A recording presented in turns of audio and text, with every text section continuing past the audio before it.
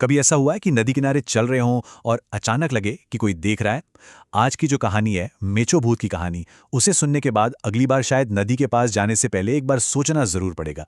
तो चलिए शुरू करते हैं इस रोंगटे खड़े कर देने वाले किस्से को। कहानी की शुरुआत, जैसा कि अक्सर होता है, एक बहुत ही डरावनी तूफानी रात से होती है।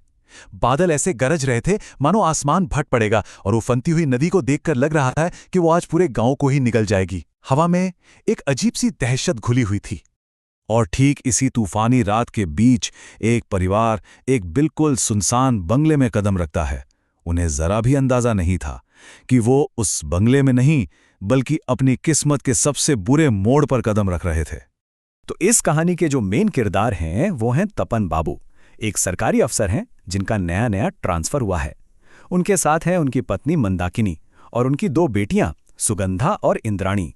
और बंगले पर जो उनका स्वागत करता है वो है एक बूढ़ा चौकीदार जिसका नाम है भुवन। भुवन जब परिवार को देखता है ना तो उसके चेहरे पर एक अजीब सी चिंता छा जाती है। वो उन्हें रोकता है, कहता है, साहब इतनी रात को और इस मौसम में बंगले तक जाना ठीक नहीं होगा। लेकिन होता क्या है, पूरा परिवार सफर से थका हुआ था। उन्होंने उसकी बात को कह सकते हैं हवा में उड़ा दिया। तो भुवन तो कहता है कि वो पैदल दूसरे रास्ते से आएगा और निकल जाता है। अब परिवार अपनी कार में बंगले की तरफ बढ़ रहा है और तभी कुछ अजीब होता है।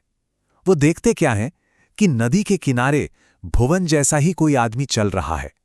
और हैरानी की बात यह थी कि वो उनसे मतलब उनकी कार से काफी आगे था।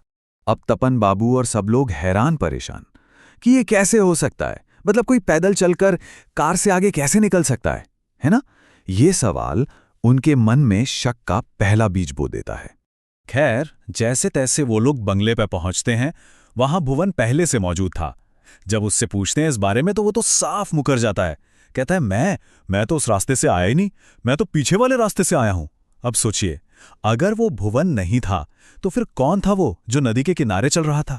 उस रात की ये अजीब सी घटना तो बस एक शुरुआत थी।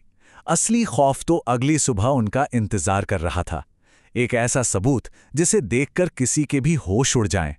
नदी अब सिर्फ एक नदी नहीं थी, वो एक बुलावा बन चुकी थी। अगली सुबह होती है। मंदाकिनी, तपन बाबू की पत्नी, जब बाहर निकलती हैं तो उनकी नजर गीली मिट्टी पर पड़ती है और वहां पैरों के निशान थे। साफ पता चल रहा था कि रात में कोई बंगले के दरवाजे तक आया था। लेकिन उन पैरों के निशानों में एक बहुत ही डरावनी बात थी। वो थी उनकी दिशा। देखिए, निशान घर से बाहर की तरफ नहीं जा रहे थे बल्कि नदी की तरफ से चलकर घर के दरवाजे तक आ रहे थे। ऐसा लग रहा था मानो कोई नदी से निकलकर उनके घर आया हो। भुवन को जब ये निशान दिखाए गए तो मानो उसके चेहरे का रंग ही उड़ गया। उसकी आवाज कांप रही थी जब उसने कहा, ये मेचो भूत के निशान हैं साहब, जिसके पांव उल्टे होते हैं। सोचिए, ये शब्द सुनकर उस घर में कैसा सन्नाटा छा गया होगा। खैर, कुछ दिन तो शांति से निकल गए। लगा शायद सब कुछ ठीक है। लेकिन फिर एक दोपहर तपन बाबू की 16 साल की बेटी सुगंधा नदी किनारे टहल रही थी और वहां उसे एक लड़की मिलती है।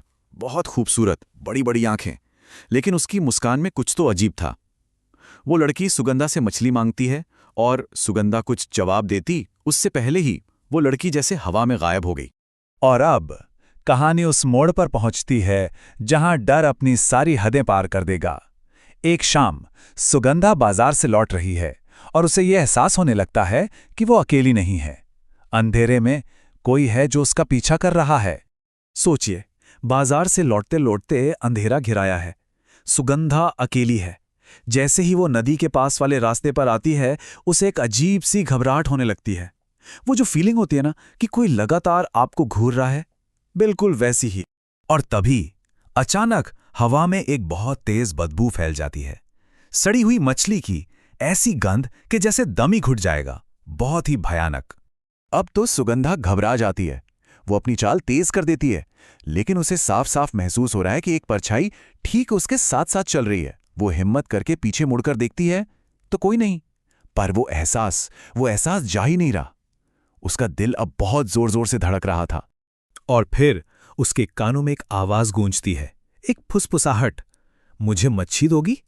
ये वही आवाज थी, वही सवाल जो उस रहस्यमयी लड़की ने पूछा था। ये सुनते ही सुगंधा के तो रोंगटे खड़े हो गए। सुगंधा अब अपनी जान बचाने के लिए भागती है, लेकिन वो आवाज अब गुस्से में बदल चुकी थी। एक चीख सुनाई देती है, तुम के माज देबे ना, मतलब तुम मुझे मछली नहीं दोगी। बस इसके बाद तो सुगंधा का दिमाग सुन्न पड़ गया। वो भागती रही और घर के दरवाजे पर पहुंचकर बेहोश होकर गिर पड़ी। घरवाले जैसे तैसे सुगंधा को संभालते हैं।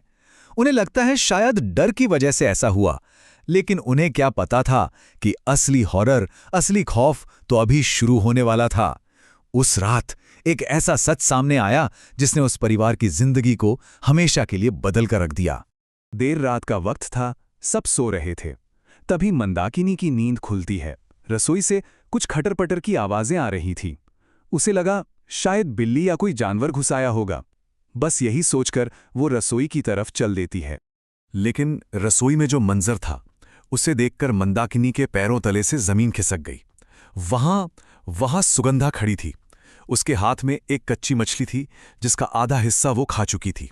उसका चेहरा, उसके कपड़े सब खून से सने हुए थे और उसकी आंखों में एक ऐसी चमक थी जो किसी इंसान की नहीं हो सकती। मंदाकिनी घबराकर अपनी बेटी को पुकारती है, सुगंधा, पर जो जवाब आता है वो सुगंधा की आवाज में नहीं था। एक भयानक गैर इंसानी आवाज कहती है, अब मैं इसके साथ रहूंगी। जी हां, मेचो भूत ने सुगंधा के शरीर पर कब्जा कर लिया था। उस परिवार के साथ आगे क्या हुआ ये तो कोई नहीं जानता, लेकिन एक सवाल आज भी वही है, उस नदी के किनारे और कितनी भूखी आत्माएं अपने अगले शिकार का इंतजार कर रही हैं।